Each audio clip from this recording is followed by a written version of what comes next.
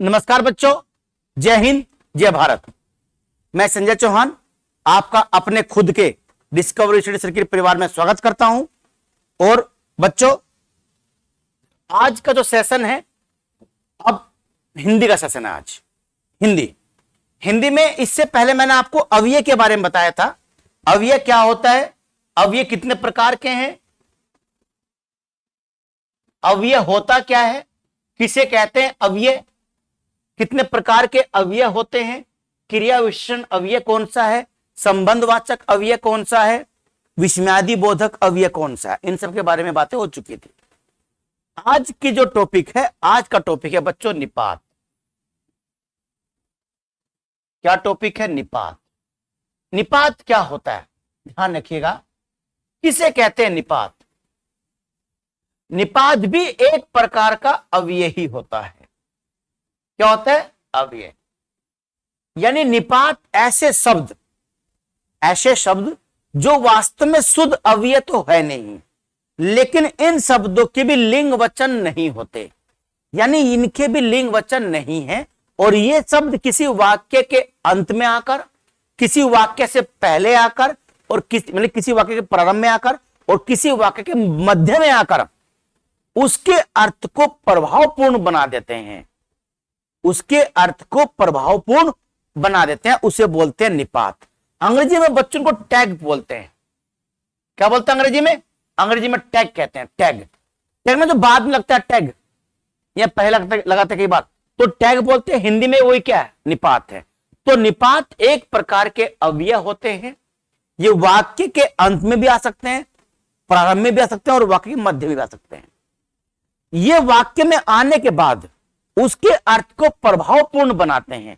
से अगर मैं आपसे कहूं कि सचिन तेंदुलकर क्रिकेट ही खेलता था, सचिन तेंदुलकर क्रिकेट ही खेलता था, एक वाक्य तो ये है। एक वाक्य है सचिन तेंदुलकर क्रिकेट खेलता था, ये भी वाक्य है। और क्रिकेट ही खेलता था, थोड़ा प्रभाव बन गया। तो किसने बना दिया प्रभाव? ही ने बना दिया। किसने? ही ने। तो उसमें ही क्या हो गया? निपात हो गया। अभी तक हमने जो अव्यय पढ़े, क्रिया विशेषण अव्यय, बाहर चले जाओ, बाहर चले जाओ, चलना क्रिया हुई ना, चले जाओ बाहर, तो क्रिया विशेषण अव्यय हो गया।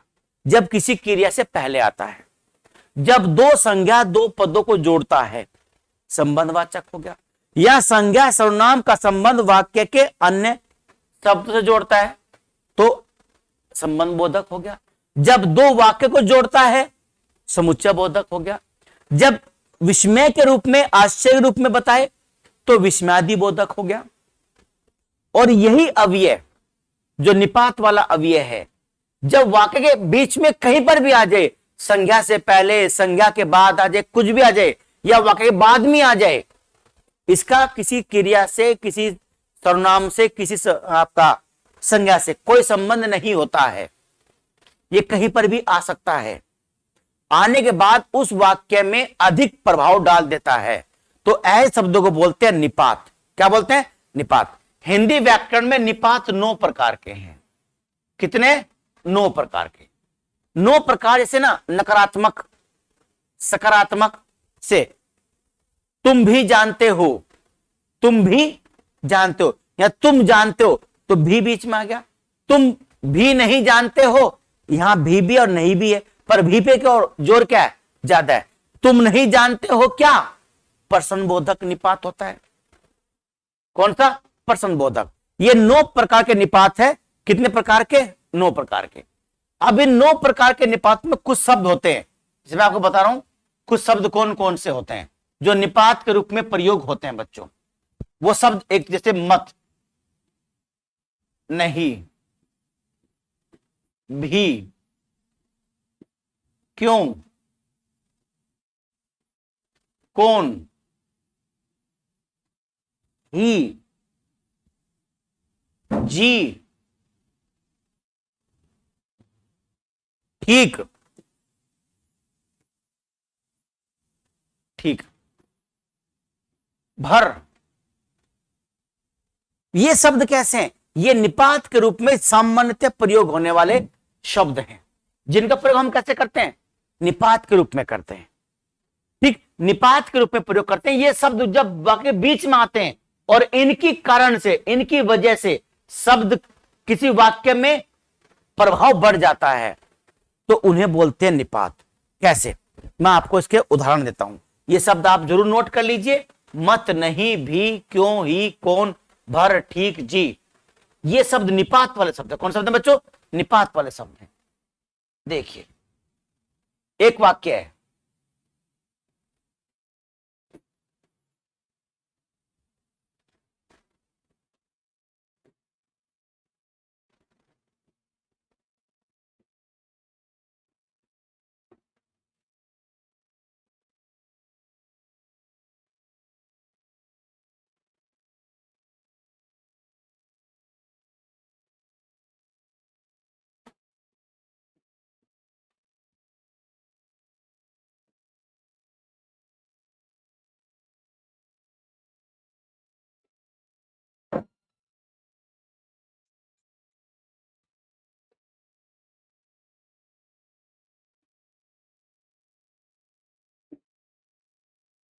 ये बात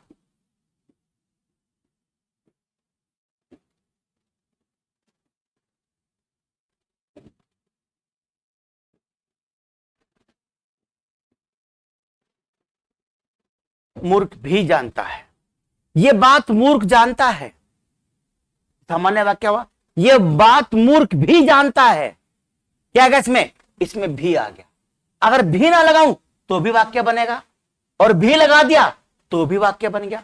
पर भी लगाने से क्या हुआ? वाक्य अर्थपूर्ण बन गया, वाक्य में प्रभाव ज्यादा आ गया। ये बात मूर्ख भी जानता है, ये बात मूर्ख भी जानता है, तो भी आने से क्या हुआ? वाक्य का पूरा ही प्रभाव बदल गया।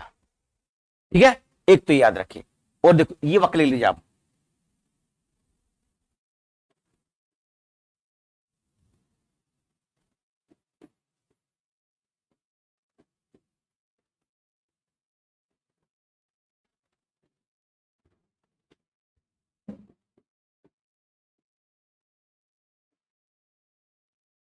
क्रिकेट खेलता है।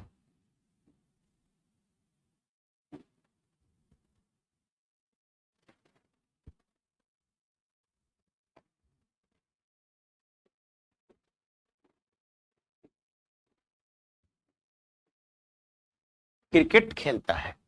तो दूसरा वाक्य देखो,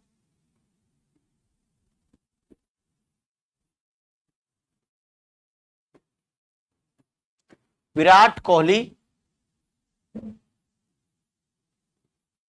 क्रिकेट क्रिकेट ही खेलता है। क्रिकेट ही खेलता है। तो यहां क्या आ गया बच्चों? यहां ही आ गया। क्या आ गया? ही। विराट कोहली क्रिकेट खेलता है, ये बात नहीं सही, सामान्य वाक्य है। विराट कोहली क्रिकेट ही खेलता है, तो ही आने से क्या हो गया? इस वाक्य की, देखो ये वाक्य सामान्य, इसकी सेंस बदल गई, प्रभावपूर्ण वाक्य हो गया। विराट कोहली क्रिकेट ही खेलता है, विराट कोहली क्रिकेट खेलता है, ये बात अलग। और इसे क्या बन गया? यहां पर ही निपात बन गया। क्या बन गया? निपात। एक वाक्य देख लो, ही की वजह से निपात बना है, प्रभाव किससे आया? ही की वजह से आया। तुम तो जानते हो, तुम तो जानते हो। अगर ये लिख दूं मैं आपको, तुम तो जानते भर हो, जानते भर हो, तुम तो जानते भर हो, तुम तो जानते हो, और तुम तो जानते भर हो। भर की वजह से क्या होगा? इस वाक्य पूरा सेंस बदल गया।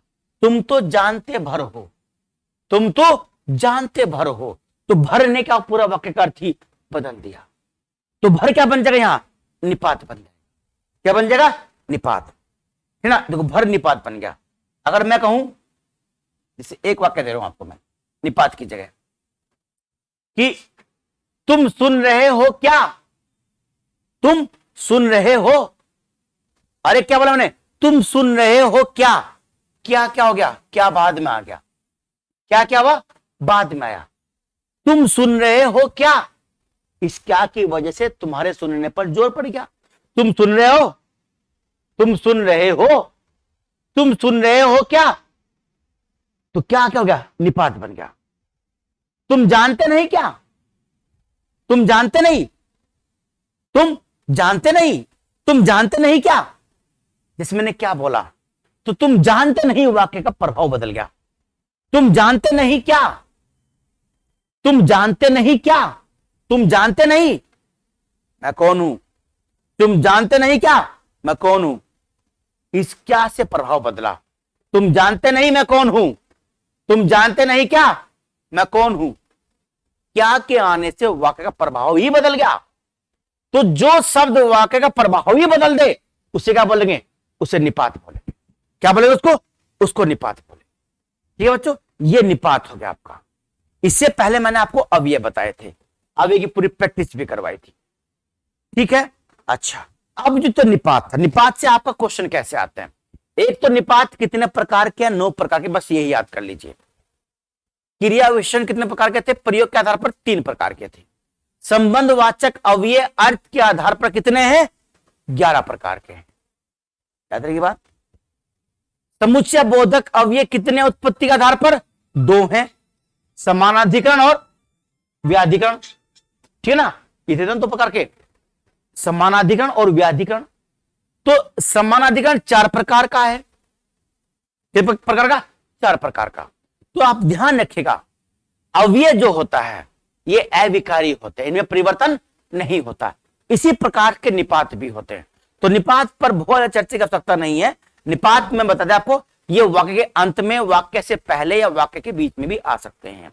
निपात वो शब्द होते हैं जो किसी वाक्य के बीच में आकर, पहले आकर उसके अर्थ को पूर्णतः बदल देते हैं, उसे बच्चों निपात कहते हैं। ठीक है, उसे क्या कहते हैं बच्चों? उसे निपात कहते हैं। याद रहेगी बात, ये तो हमारे निपात हो गए। अब जो बच्चों देखो, आज की जो वीडियो ना बहुत छोटी वीडियो में से बना रहा हूं, क्योंकि इसमें केवल हमें निपात के बारे में बात करनी थी। अभी 13 मिनट की वीडियो बनी है, तो निपात के बारे में बात करनी थी। निपात क्या होते मैंने आपको बता दिया। अब जो नेक्स्ट क्लास होगी हमारी, वो होगी बच्चों पदबंध की। पदबंध किसकी होगी? पदबंध की हमारी नेक्स्ट क्लास होगी। पदबंध, पदबंध होगी। और एक काल का मैं आपको प्रैक्टिस करवाऊंगा। किसकी प्रैक्टिस? काल की प्रैक्टिस।